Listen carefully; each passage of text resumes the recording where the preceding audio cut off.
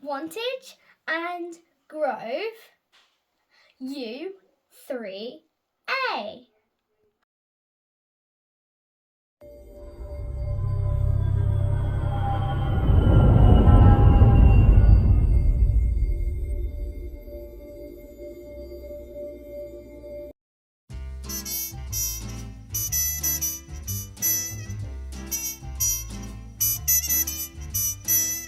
They all laughed at Christopher Columbus when he said the world was round. They all laughed when Edison recorded sound.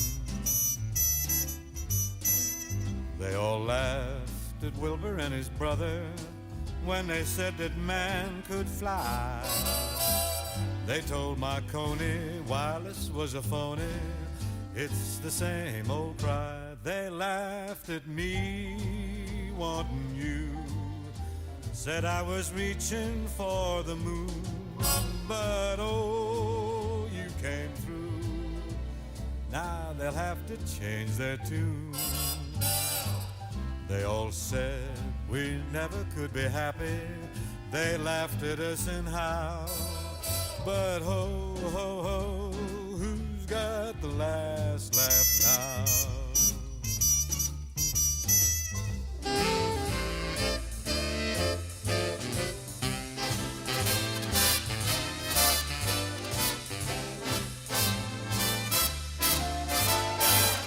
They all laughed at Rockefeller Center. Now they're fighting to get in.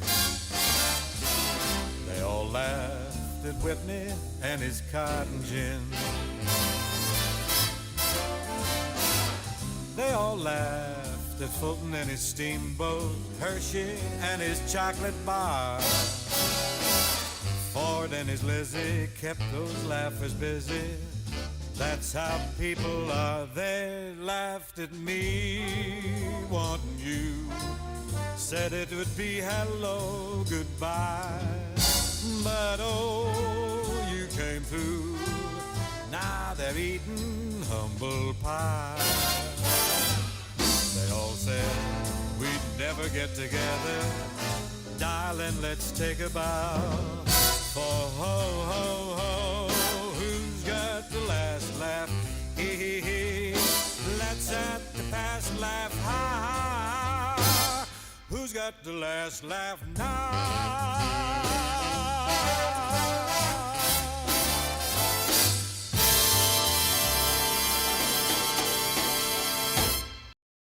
By the end of 2024, a significant proportion of the world's population will have been to the polling booth.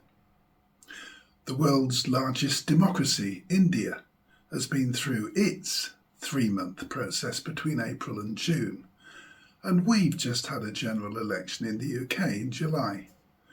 And I'm not sure, but I think there may be a low-key November event in the United States. One thing which unites all of these elections is that politicians of all stripes will make promises to the voters. And those promises always contain at least 2 elements. They promise economic growth and they promise innovation. Now, this is rather strange because governments have at their disposal only indirect levers to affect either of these things. It's difficult for politicians to guarantee these promises because in reality, one is a hope and the other is a dream. That's the situation going forward. But history teaches us that innovation often leads to economic success and social change. We only have to look at the introduction of the steam engine in the early 1800s. It's almost immediately led to the mechanisation of agriculture and altered transport forever. We refer to this period as the Industrial Revolution, and it did wonders for the economy.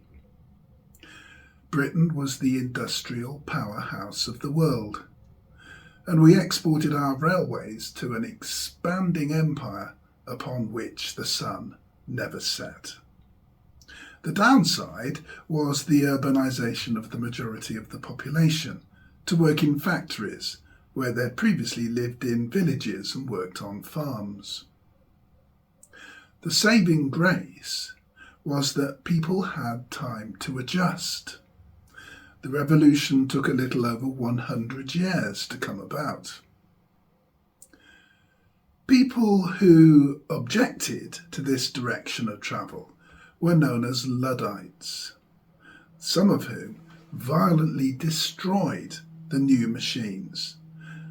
We still have these people today, but nowadays they register their protest by folding their arms and closing their eyes and hoping that this all goes away.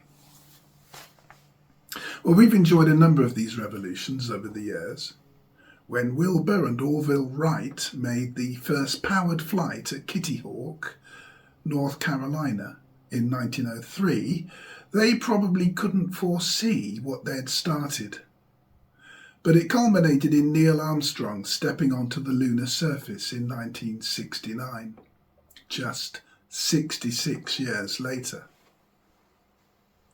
In 1983, the arrival of the IBM personal computer and the internet coincided. Just 40 years later, high streets have very few shops or banks, and many people have at least the option of working from home. Whenever I go abroad on holiday, there's always a moment that I always look forward to. It's a moment which you're probably all familiar with. The aircraft taxis slowly out to the end of the runway, turns, and then pauses. And eventually the pilots get the green light and they throw back the engine throttles, and suddenly upwards of 200 people, each with more luggage than they can comfortably carry, are thrown back into their seats with the acceleration. And that's the point where I always think of my dad. Now, it's not that I knew him very well. He died in 1963 when I was 8 years old. The only conversation with him that I can recall was sitting in his Morris Minor car as he tried to explain the workings of the internal combustion engine to a 6 or 7-year-old. But it's this which makes me think that he would be interested if we could just have 5 or 10 minutes together at this moment of takeoff, and I could tell him how things have changed since 1963. Of course, a great deal has changed, but if I had to nominate just one thing which sums up the progress of the last 60 years, I would have to say the sat-nav. To use it, I have to plug my smartphone into my car. The smartphone is itself a modern miracle and is the most connected device you own. It makes and receives phone calls over the mobile phone network. It's a tiny computer and can connect with your home Wi-Fi to access the internet, and with local devices like printers and headphones via Bluetooth. With near-field communications, it can act as a credit card to make payments. And crucially, it can lock on to navigational satellites travelling in orbit around the world. You can speak to it to tell it where you want to go, and it can talk to you to tell you which turnings to take. The local map is displayed on your car's screen, and it tells you how far you are from your destination and predicts your arrival time with unerring accuracy. And it lets you know if the road ahead is busy and will suggest alternative routes to avoid delay. I think my dad would be interested. And I think he would also be interested in the next major revolution in technology, which is going to change everything. It's already started, although nobody seems to be talking about it. I think its impact will make the Industrial Revolution seem like a walk in the park. And this time, we'll only have a handful of years to prepare for it. Now, when I say this to people, they normally smile benignly and say, well, Andrew, old chap, it may happen, but not in my lifetime. And I smile too. And I think, well, unless you're planning to die tomorrow, you might as well fold your arms, close your eyes, and hope that it all goes away. So what are these imminent changes? And should you be worried about them? Well, I think the best way of exploring what's on the horizon is to look at what Elon Musk is up to. He's not the only person working in the various areas that we're going to be discussing, but he is the only person working in all the areas. It's not that I have any particular regard for Musk as a man. He's quite a hateful character in many ways. He cuts his own hair. He called his son XAEA-12 Musk. He's the second richest man in the world after Vladimir Putin. He's a big backer of Donald Trump, reportedly spending $44 billion on Twitter in order to give Trump a voice. He smoked pot in an interview, and he called a heroic rescue diver a paedophile, seemingly for no reason. Nevertheless, when all the hype is over, I expect the history books to regard Musk as a latter-day I.K. Brunel, Thomas Edison, and Henry Ford rolled into one. So let's start by looking at who Musk is. February the 6th, 2018. Elon Musk launches the world's most powerful active rocket, catapults his Tesla sports car into space, and vertically lands two of the rocket boosters simultaneously. For most engineers, this extraordinary feat would be the pinnacle of their career. But for Elon Musk, it was just a Tuesday. It's really crazy that we build these sophisticated rockets and then crash them every time we fly. This is mad.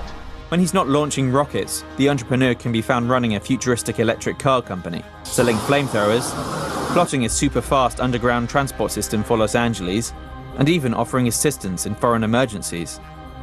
It's perhaps no wonder Elon Musk was a source of inspiration for Robert Downey Jr.'s billionaire business magnate come superhero, Tony Stark.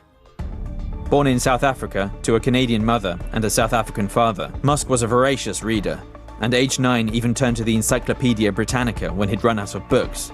An unusual, introverted child, he was bullied, once so severely that he was hospitalized for a week. But this didn't hinder his pursuit of knowledge. By the age of 10, he'd taught himself computer programming. By 12, he'd made a video game and sold it to a magazine for $500. You can still play Blastar online.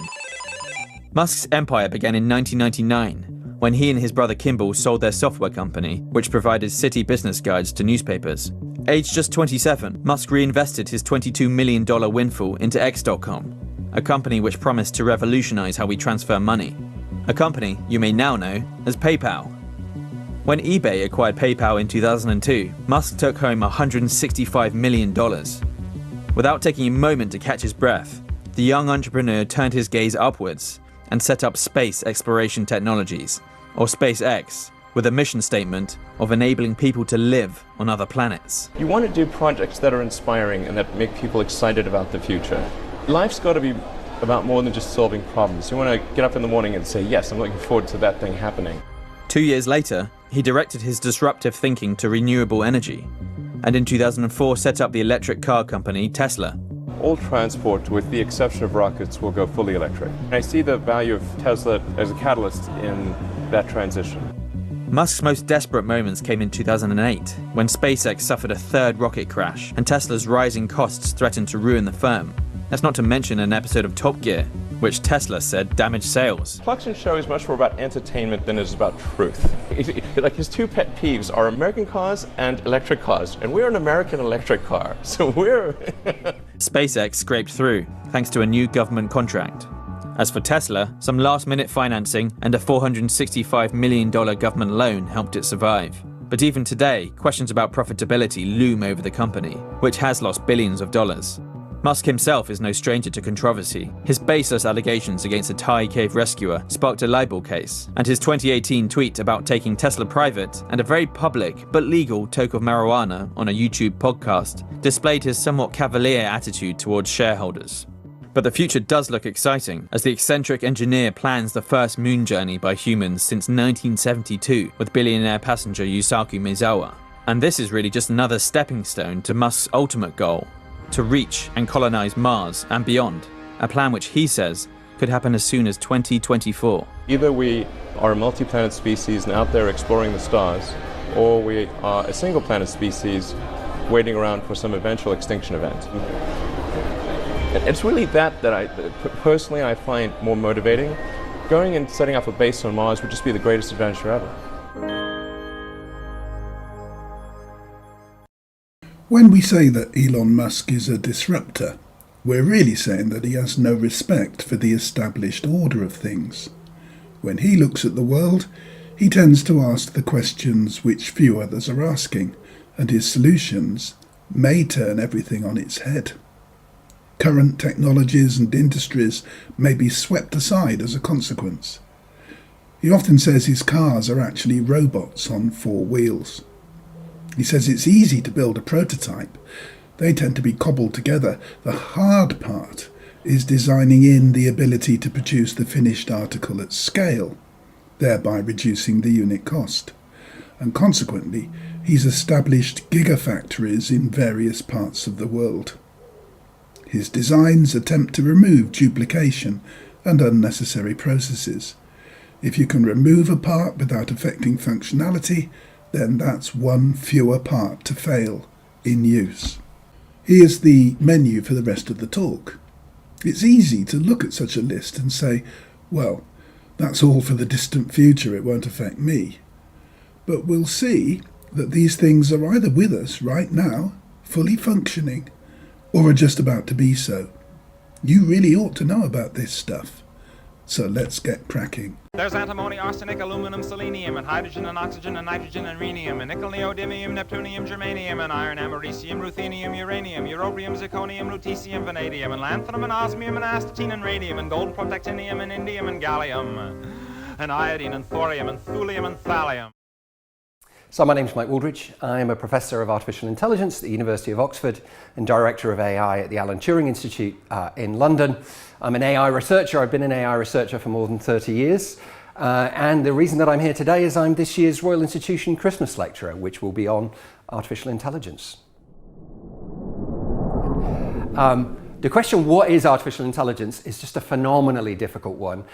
Nobody owns artificial intelligence. It's a very broad church. Lots of people have very different ideas about what it is and what it should be.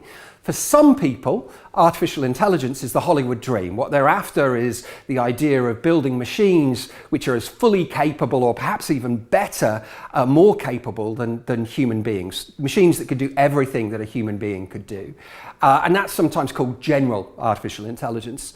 For other people, and I'm more in that other camp, artificial intelligence is about building tools, building computers that can do very specific tasks better than human beings can. So, for example, machines that can diagnose abnormalities on a heart scan or spot tumours on an X-ray, those kinds of things. And the bulk of work in artificial intelligence is around those kinds of problems. But I say it's a broad church. Nobody owns it. I certainly don't own it. You know, everybody listening to this will have their own views. But I have to say the center of gravity in AI is around extending the capability of machines to get machines to do things which currently only human beings can do. I hate the word revolution to describe these things, but I think what we've seen is genuine breakthroughs in the sense of a step change in capability of AI in the last few years. And it happened around about 2020, prior to ChatGPT. ChatGPT is the one that everybody noticed, but around about 2020, there were AI systems released which were markedly better than the systems that went before them. And that really got the attention of AI researchers, and we realized, okay, this is a different game now. We're in a different league here in terms of the capability.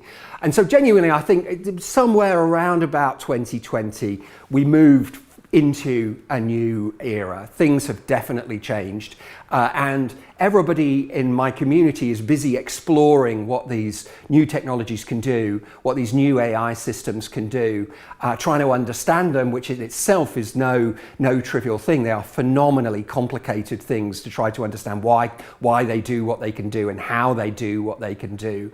But yeah, I think this is one of those moments, like the emergence of the World Wide Web, that is going to be a watershed moment in scientific history.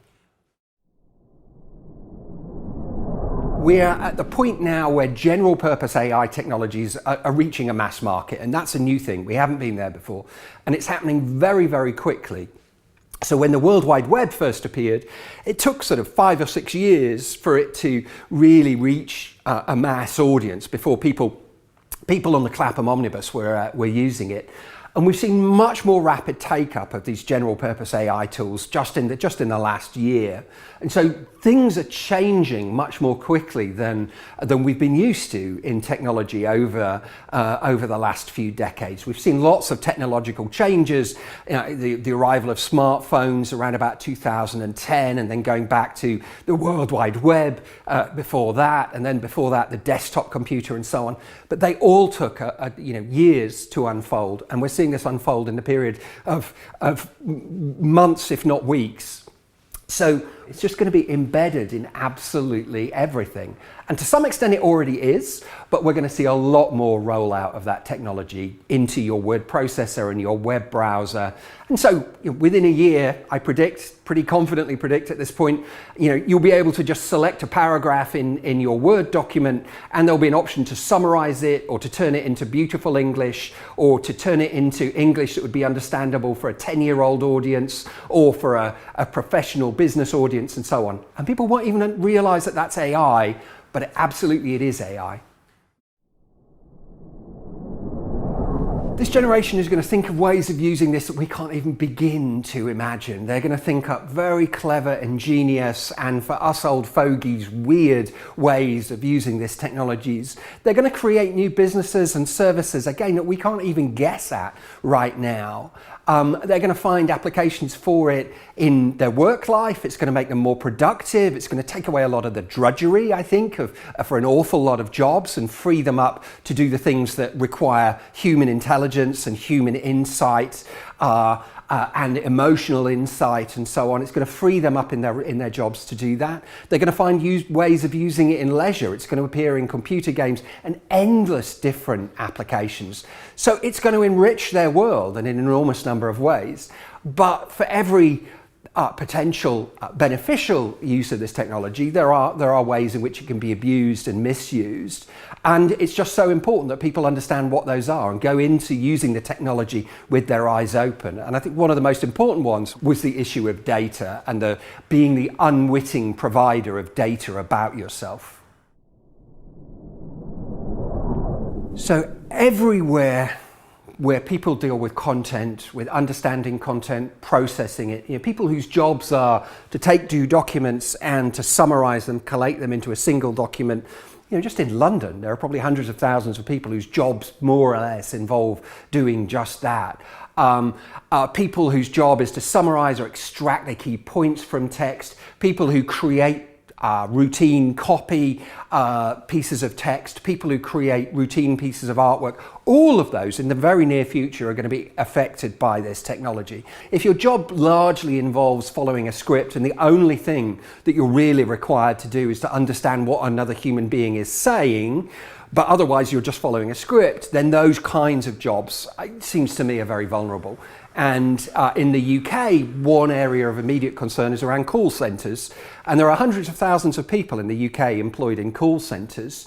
And there is potential, it hasn't happened yet, but there is potential for AI technology to automate a lot of those processes.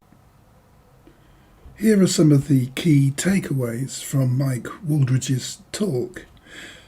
I thought Mike did a really good job of avoiding sounding alarmist during his presentation. I think Elon Musk would go further and suggest that AI will eventually put everybody out of work. But more of that later. A lot of the real-world applications of artificial intelligence are pitched at very specific tasks, like designing new molecules to act as antibiotics, or finding novel ways to improve AI. But some of these tools are available freely to us as individuals. I'm currently writing a biography of my grandfather, Andrew Gregory. He was a gypsy sent to Canada by Barnardos, and I needed a picture of the ship leaving Liverpool docks in 1888, but none existed. So I got an AI tool called Playground AI to invent a picture based on a simple description.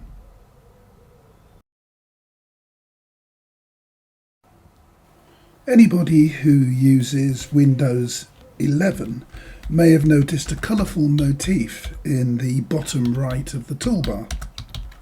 This is Copilot, and it's Microsoft's artificial intelligence, and you can ask it to do things for you. I'm asking it here to write a limerick about Wantage and Grove U3A, and within a matter of seconds it comes up with one. In Wantage and Grove there's a way to learn and have fun every day. At U3A's core they explore and learn more, in wisdom and joy they sway. So it's come up with that in a matter of seconds, and during which it's worked out what a U3A is. It's composed a limerick along with relevant icons, and it's even prompted further questions that you might want to ask it. Ground control to Major Tom. Ground control to Major Tom. The Falcon 9 is the workhorse of the SpaceX fleet. It has 9 Merlin engines at the base of the big booster, and they burn a mixture of highly refined kerosene and liquid oxygen, known together as Kerolox, as their fuel, and the fuel makes up the bulk of the rocket. At the top of the rocket is a second stage. That's the bit which actually goes into orbit. It's either a Dragon space capsule to ferry astronauts and supplies to the International Space Station, or a fairing carrying satellites for deployment into orbit. What is revolutionary about this rocket is that the first stage, the booster, is reusable. It flies back to Earth and lands again. Musk predicted that he'd get 10 flights out of each booster, but some of them have exceeded 20 liftoffs. NASA rely on SpaceX to fly and return their astronauts, and at $60 million a pop, it's the cheapest way to get stuff into orbit. Over the past 5 years, the rocket has had a near-perfect success record, whilst the number of flights per year increases. SpaceX currently schedule well over 100 flights each year. And when they strap the 3 boosters together, they have a Falcon Heavy with 27 engines. This makes the most powerful operational rocket in history. Here's a film of Falcon Heavy's maiden flight, when Musk put one of his Tesla sports cars into solar orbit. It's a god-awful small affair to the girl with the mousy hair, but her mummy is yelling no, and her daddy has told her to go, but her friend is nowhere to be seen. Now she walks through her sunken dream to the seat with the clearest view, and she's hooked to the silver screen. But the film is a sad thing for she's lived it 10 times or more. She could spit in the eyes of fools as they ask her to focus on sailors fighting in the dance hall. Oh man, look at those gay men go. It's the freakiest show. Take a look at the low man beating up the wrong guy. Oh man, wonder if you'll ever know who's in the best-selling show. Is their life on Mars?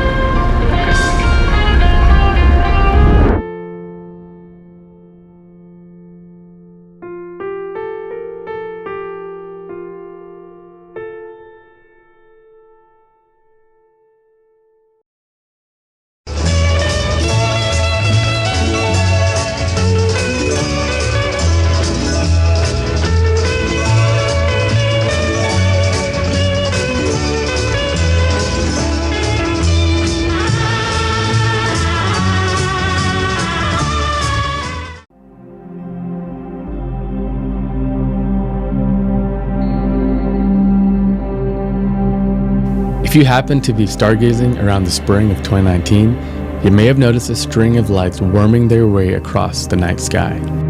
What appeared to be a possible alien invasion was actually the next step in human connectivity, fronted by Elon Musk company, SpaceX. Their goal with this endeavor? To provide high-speed, low-latency internet to the furthest reaches of the planet using an innovative satellite constellation known as Starlink.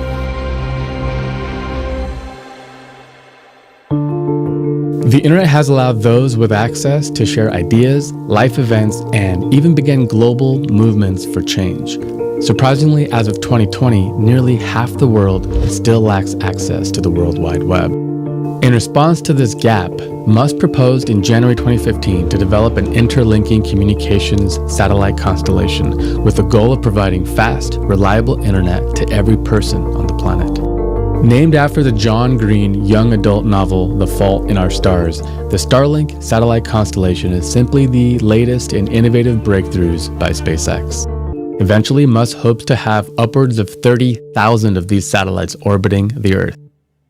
But why internet via satellite, and what, if anything, makes Starlink satellites so special? Starlink satellites differ from traditional internet satellites in a number of ways. First, Starlink satellites are lighter and more compact than traditional communication satellites, weighing about 500 pounds or 227 kilograms. They feature only a single flat, foldable solar panel, minimizing volume and making the most of Falcon 9's launch capability. The satellites also feature 4 phased array antennas that allow huge amounts of throughput to be transmitted and redirected in a short period of time for a substantially lower cost. The satellite navigation systems are built in-house and can help regulate altitude while enabling precision placement of broadband throughput. Finally, Starlink satellites are the first spacecraft ever to use krypton-powered ion thrusters, which are significantly less expensive than typical chemical thrusters. These thrusters help reposition the satellites when in orbit and help deorbit the satellite once they have reached the end of their useful life. Being both cost-effective and innovative, Starlink will revolutionize internet connectivity.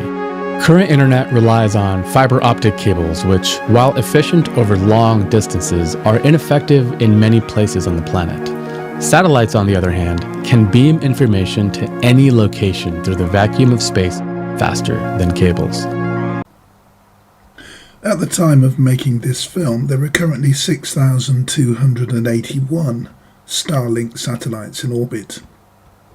Putting them there is heavily dependent on the Falcon 9 rocket fleet, and each flight has the capacity to add another 60 Starlink satellites to the orbiting cohort. Starship, which we'll be covering later, is a bigger rocket and can deposit 100 satellites into orbit each flight.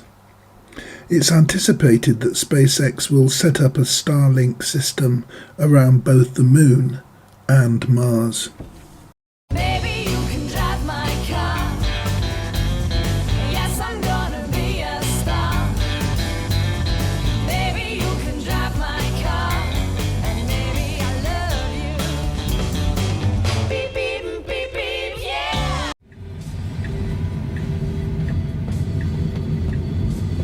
Oh, it does self-driving on corners also? Oh yeah, my car can do the whole thing. Is that right? Even little roads like this? Mm-hmm. So it's sensing the stripe? Is that what it is? It's a stripe in the road it's sensing? No, it's just looking like we do. Huh. The 8 cameras it has operating the car are essentially just like our eyes and brain looking around. It knows how to treat stop signs, just following our route and get us all the way to your destination. But you're accelerating and braking. Nope. You're not? It's all the car. Come on. Yep, foot's off the pedals. We'll come to a full stop and then accelerate on our own. It's just watching this guy to see what they're doing. Unreal.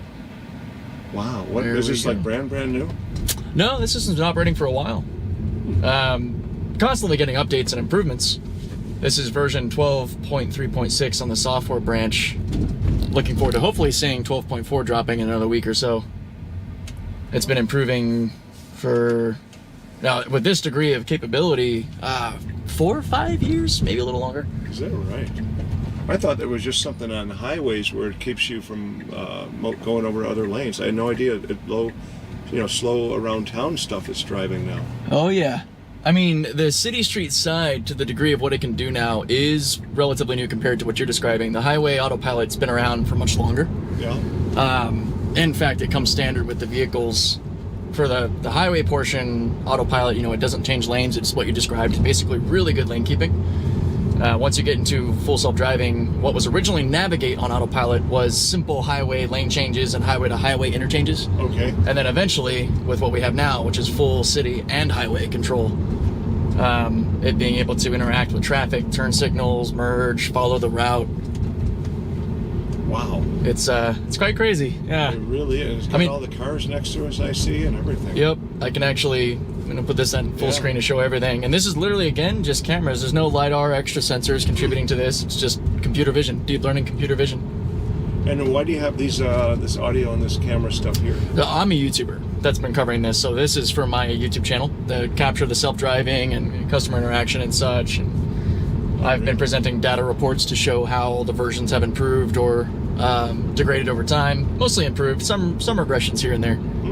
Just kind of monitoring the proof of concept for an actual robo-taxi, which is Tesla's end goal. What they're now calling cybercab is to have that autonomous taxi service. And we're getting very close to where it makes sense for them to start actually testing it as a service. Wow. But currently it's still, the liability is on owners. We're required to be in the seat, paying attention. We have to satisfy the monitoring system by touching the wheel every now and then, which apparently is not going to be the case with 12.4. The steering wheel nag is supposed to be going away, according to Elon Musk. We'll see if that actually happens. It does still have the internal cabin camera up here that's watching me.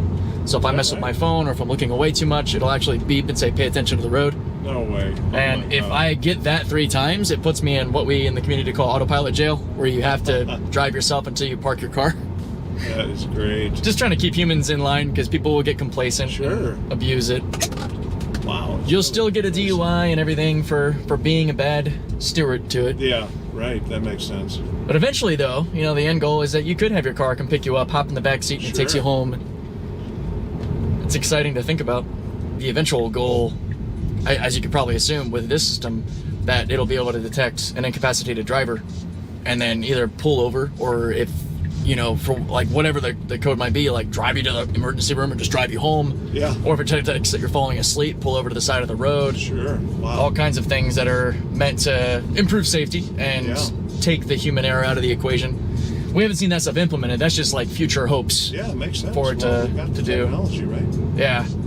Tell me about the acceleration rate. Is that adjustable or just as one? Because it's accelerating pretty hard off the corners. Yeah, the acceleration, it seems to be built into the software branch. I haven't noticed a difference based on the profiles you can choose between chill, average, and assertive. Oh, Those okay. seem to really just control the following distance and your speed-based lane change adaptations. I see. But the acceleration, that's been something that some of the testers, there's like about 1 million people that are using the system now and giving feedback. And I've personally enjoyed the ability for the car now to sort of shoot the gap, take its chance, and go. Because before it's been overly timid and would get bullied out of lane change scenarios or something by other drivers. Right. I think there's an interesting balance to strike there that's got to be a difficult thing to accomplish, because right now I think we're biased a little bit too much towards heavy acceleration and heavy braking. I still prefer it as it is compared to what it was, but they are trying to dial it in, because Tesla's also taking into mind accelerometer indicators and G-forces, like how much comfort are you getting from your left and right, your lateral Gs, your forward and back Gs, all of it. So I'm really curious. This 12.4 update is supposed to be a really big deal. We'll see. I'll be testing it. Super cool. Good for you. How fun. Yeah, if you are curious. Video of the cars there. I think it's yeah. pretty cool how it shows, every car at the intersection, what they're doing. Including even like the parked cars and such, which is pretty cool. It's just nuts. And I can... This is the bird's eye view generated from stitching the 8 cameras together into a single video representation. Wow. Even showing the people walking over there. Unbelievable. Pedestrians. Yep. Yeah. It'll even show different little sizes of dogs sometimes as they're walking by. Wow. It's pretty cool. Cars spend the majority of their day on your drive, at the side of the road, in car parks, or being washed. This isn't very efficient. In the near future, your car will take your kids to school, then return and take their parents to work, and after that it will cruise around being a taxi and earning money, before finally driving around and picking people up again. And in the middle distance, nobody will own a car. They'll just order one up on their smartphone, and it will take them wherever they want to go to, down to Sainsbury's or all the way to London. It'll be cheaper to have taxis in this way because there's no driver to pay. The car drives itself. Head, shoulders, knees and toes, and eyes and ears and mouth and nose. Head, shoulders, knees and toes, Okay, so the first thing that we have to do is create a physical interface between your brain and the computer. That means we need to access your brain, and that means we cut a nice round hole into your skull. Not too big, just about the size of a watch face, that's all. Now, this is the outer layer of your brain, the cerebral cortex. This is where all of your high-level calculations take place. Different segments of the cortex control different aspects of your mind and body. Towards the front is where your mood and emotions are processed. Towards the back is where all of your sensory inputs get received, like touch and vision. Right in the middle is the motor cortex. This is the sweet spot that Neuralink wants to access, and it's because this particular section of the brain matter is responsible for turning thought into action. The idea here is that we can hardwire the motor cortex directly into a computer. Now you are controlling that computer entirely with your mind instead of a mouse and a keyboard. For a person who physically cannot move their hands, this is a life-changing enhancement. But even for a able-bodied person, you would unlock 1 million times more bandwidth in the connection between your mind and the machine. Your thoughts instantly transformed into digital action. In order to access those thoughts, though, we need to insert a wire into your brain, and this is not just any wire. Neuralink engineers have developed an ultra-flexible metal thread that is thinner than a human hair, yet is also able to carry 16 separate electrode connections into the brain tissue. Each Neuralink N1 device has 64 threads that need to be inserted into the cortex, and the level of precision required is so high that no human surgeon could perform the operation, so instead, Neuralink uses a robot. The function of the R1 robot is remarkably similar to a sewing machine. The robotic arm has a tiny needle on the end that will very quickly stab into the brain material, deposit the thread, and then retract. The R1 has an advanced targeting system that helps it to avoid hitting any veins or blood vessels within the brain. the needle and the thread is only piercing the surface level of gray matter. What we're targeting with those threads are very specific cells inside the brain matter called neurons. There are 86 billion neurons distributed throughout the entire mass of your brain, and 16 billion of them are located in the outer cortex layer, and that makes them accessible to a Neuralink electrode. In the most basic sense, neurons are like little switches inside your brain, and they allow these electrochemical signals to travel all the way down from the cortex through the intersections of the brain and into the brain stem, where those signals get dispatched out through the nervous system to all the different parts of the body. So every action of the human body, from blinking your eyes to kicking a ball, begins with a particular sequence of neuron activations. By sticking our electrode thread right into the brain material where these neurons live, we can start to read the signals being broadcast by the neurons, kind of like eavesdropping on the brain's internal communications. Right now, we are only looking at them in a binary sense. The neuron is either active or not active, 1 or 0. And in this way, we can start viewing brain activity the same as computer code. In the instant that you perform an action like clenching your fist, a group of neurons will switch from inactive to active, from 0 to 1. And as long as that pattern is repeated every time that you perform that action, then we can essentially decode the neural signal for clenching a fist. So that's great, but what do we do with it? Well, imagine you have a spinal cord injury just below your brainstem. Your neurons can still generate the signal for clenching a fist, but the physical connection to the arm has been broken, so the message isn't getting delivered. But if we can use the threads to read that signal directly from the cortex, then we can create an electronic bridge that bypasses the physical damage and delivers the message into the nervous system. Or, in an even more extreme example, you could send that neural signal out of the body and into something else, like a robotic arm, that would respond to brain activity in exactly the same way as your biological arm. This is all stuff that Elon Musk is talking about right now. This is what he expects the technology to accomplish within the next decade. But that still doesn't explain how this is going to happen. If we've got the physical side of Neuralink down with the neurons and the threads, then the rest is actually pretty easy. Let's talk about where those wires lead. The N1 brain implant. This electronic device is only about the size of a quarter and the thickness of a wristwatch. Elon Musk often calls it a Fitbit in your skull, and he's pretty much bang on with that description. The electronics are encased in a soft, non-reactive silicone jacket, and the implant will sit on top of your brain, inside the hole that was cut into the skull. It's thin enough that the skin can be folded back over the hole, and the device will be totally covered. No visible sign that you have a brain implant. Inside the N1 case is a small lithium-ion battery cell, a wireless charging coil, a Bluetooth radio transmitter, and a silicon microchip with a very tiny computer printed onto it. Basically, the same stuff you'd find inside a Fitbit. And just like a Fitbit will measure your heart rate and convert that data into computer code, the Neuralink is measuring your neuron activity and converting it into a digital signal.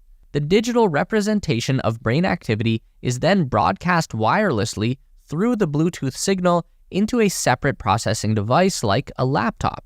And that's where Neuralink can start to convert the binary code into usable data. Whether you're using a mouse or a trackpad, or one of those spinning ball things, your intention to move the cursor begins in your motor cortex as a series of neuron activations. So, if you had a Neuralink in your head that was wired into those specific groups of neurons, then instead of that signal having to move from your brain, down your spine, into your arm, into your hand, and into the mouse and into the computer, you could go direct from brain signal to computer command. This is how we help people who have lost the ability to control their bodies, either through a physical injury or a debilitating disease. With that direct brain-to-computer interface, a paralyzed individual could use a computer just as well as an able-bodied individual. And with enough practice, a Neuralink implanted person would be able to use a computer significantly faster and more efficiently than an able-bodied person with a mouse. And now we are kind of realizing the long-term potential for what Neuralink can do. In the most simple sense, it is going to remove the barriers that separate man from machine. Don't freak out though, not yet at least, because in the short term and even in the medium term, devices like Neuralink are only going to be used for the medical purposes that we've alluded to, restoring functionality to the people who need it the most, and this will likely take decades of work to perfect. But eventually, somewhere down the road, we reach a point where everyone who needs a Neuralink has a Neuralink, and those that do will have technological capabilities that far exceed a non-implanted individual. Neuralink is just beginning the first phase of their initial human studies, and all that they're really looking to do right now is verify that the experiments they've already done in monkeys will have the same results in a human. Then they need to verify that it's safe and effective to have a Fitbit in your skull for years at a time. And then we can start thinking about the next step forward. So until then, you pretty much know everything you need to know about how Neuralink works. The immediate benefits of Neuralink will be to restore sight to the blind, hearing to the deaf, and mobility to the paralysed. And that's expected within the next decade. And experimentation on pigs and monkeys augurs well. 2 humans, at the time of making this film, have Neuralink implants in their skulls. The long-term effect will be that humans can be enhanced by these implants and become cyborgs. That's 5, 4, 3, 2, 1. Anything you can do, I can do better. I can do anything better than you. No, you can't. Yes, I can. No, you can't. Yes, I can. No, you can't. Yes, I can. Yes, I can. Some robots are agile but have no brain.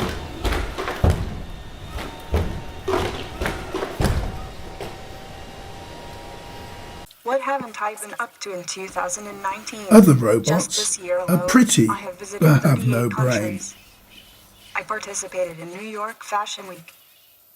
I was on the cover of Stylist magazine and featured in Harper's Bazaar in Dubai. But what we really need is a humanoid robot with a brain.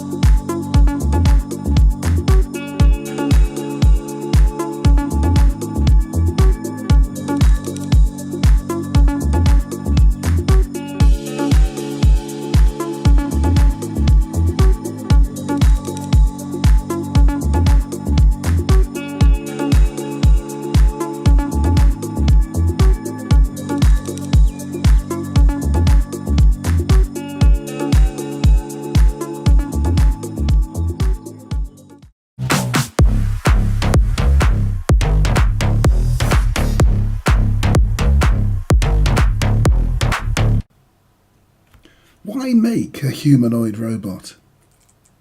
Well, it makes the machine less threatening. Door handles, worktops, the pitch of stairs, the size and shape of seating, all of these things have been designed for humans to use. To be useful, these machines have to resemble humans.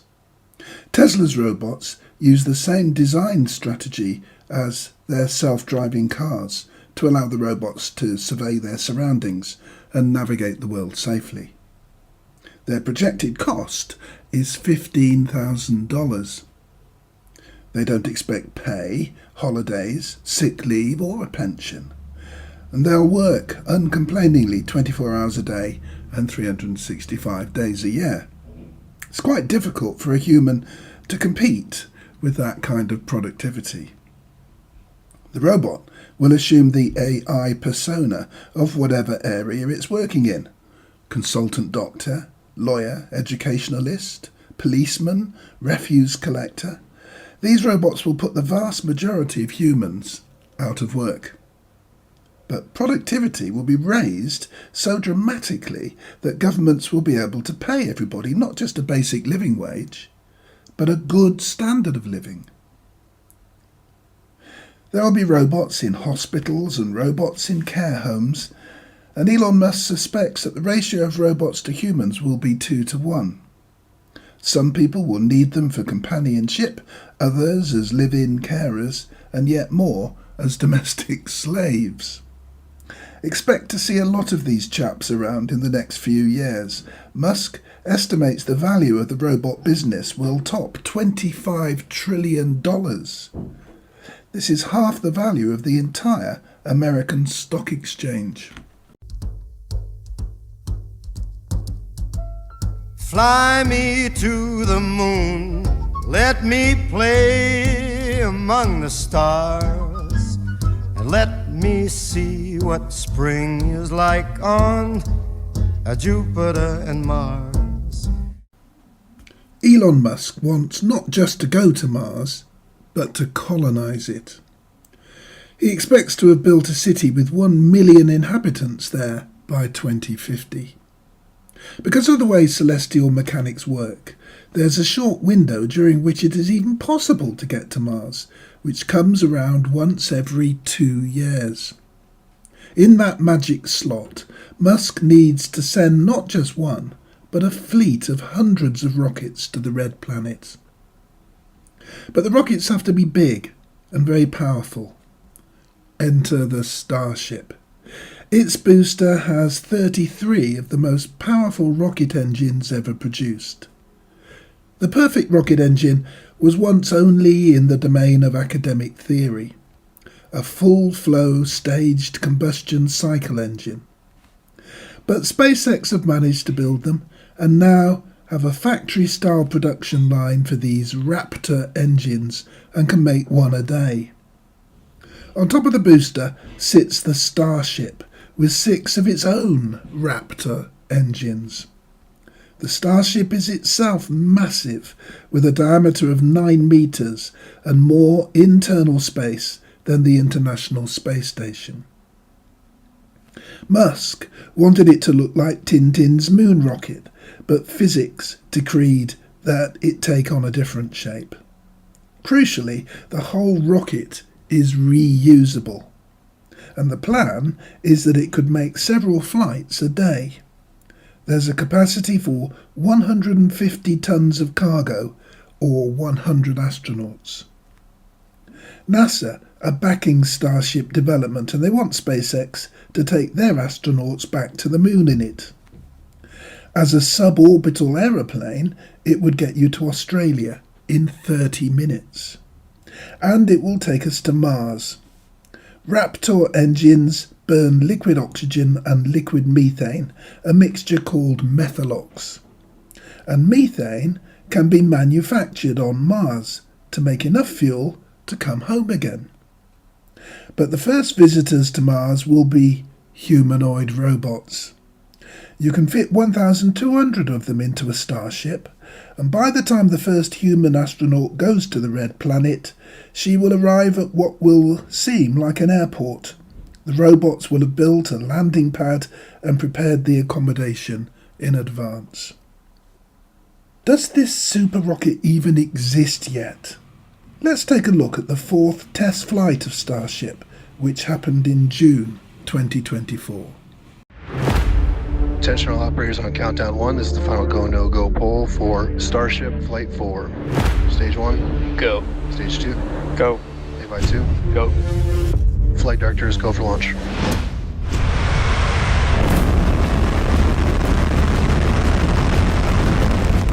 We have liftoff. Vehicle is reaching downrange. Ship chamber pressures are nominal. Max Q. Vehicle is supersonic.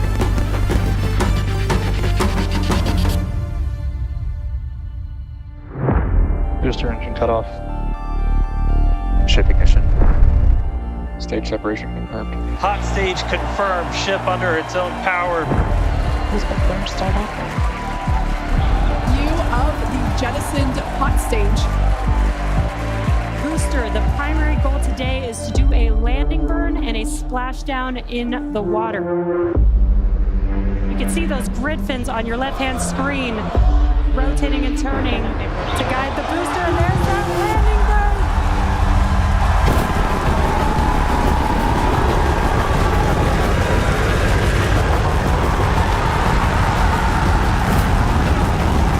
And we have splashdown.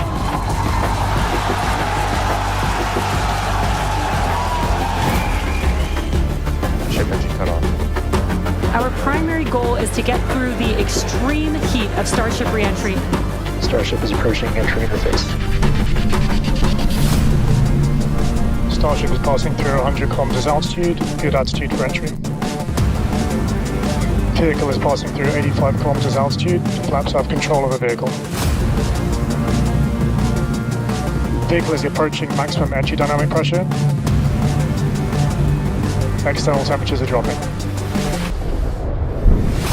Starship is in landing burn. Starship landing burn shut down.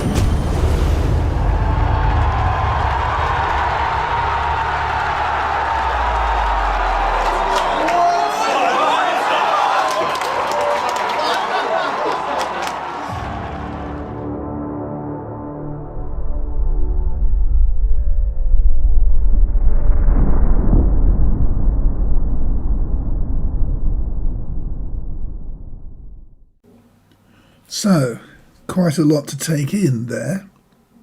Something big is coming and we can already see the headlights in the tunnel.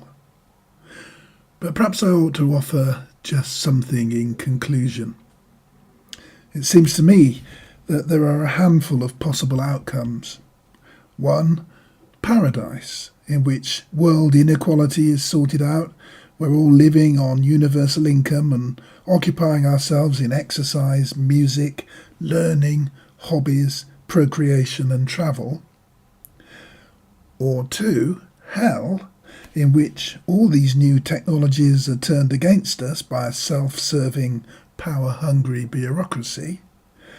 Or three, extinction, where, like the dinosaurs, we no longer fit the environment, but at least our legacy to the galaxy would be human intelligence, albeit installed in machines.